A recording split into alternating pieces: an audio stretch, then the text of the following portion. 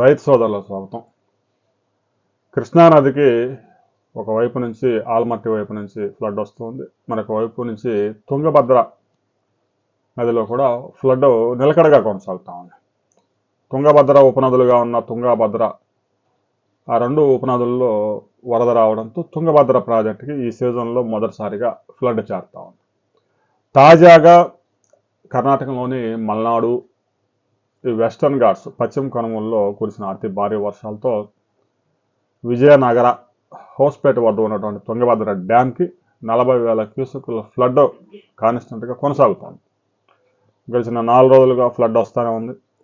తాజాగా అది 44,315 క్యూసెక్కులు పెరిగింది. అది కొంచెం రైతులకి ఆనందాన్ని ఇస్తుంది. అవుట్ఫ్లో అయితే కేవలం ఒక 300 క్యూసెక్కులు మాత్రమే రిలీజ్ చేస్తూ ఉన్నారు. ఇక జలాశయంలో ప్రస్తుతం 19 టీఎంసీల వరద చేరింది.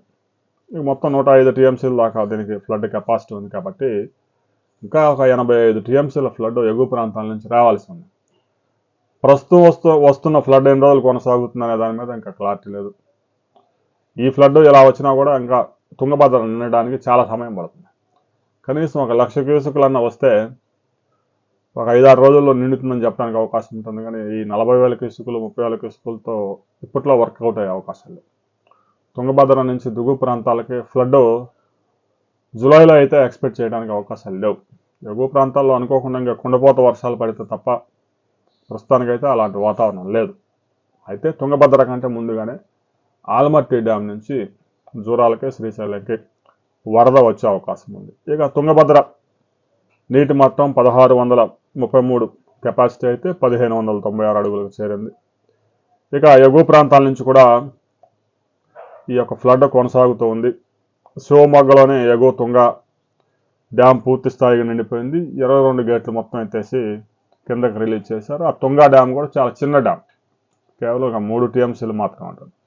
ఇక భద్రా డ్యామ్ కూడా పూర్తిగా నిండితే పెద్ద ఎత్తున ఫ్లడ్ వచ్చే అవకాశం ఉంది. ఇక శ్రీశైలానికి తుంగభద్ర రివర్ నుంచి మాత్రం జూలై చివరి వారంలో అవకాశాలు హోప్స్ ఉన్నాయి. అది కూడా ఎగువ ప్రాంతాల్లో వర్షాలు ప్రస్తుతానికి కొనసాగడం లేదు కాబట్టి మరొకసారి వాతావరణం అనుకూలిస్తే తప్ప ఫ్లడ్ కంటిన్యూ అయ్యే అవకాశం లేదు. ఎందుకంటే ఒకసారి ఆ ఫ్లడ్, ఒక వర్షం వచ్చిన ఫ్లడ్ ఒక వారం 10 రోజులు మాత్రమే దాని ప్రభావం ఉంటుంది.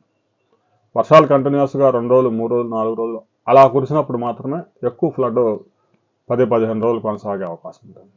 దీనికి సంబంధించి ఈరోజు ఒక కీలక రిపోర్ట్ కూడా తుంగభద్ర బోర్డు రిలీజ్ చేయబోతా ఉంది. ఆ తర్వాత మరిన్ని వివరాలతో మరో వీడియోలో మనకు వస్తుంది.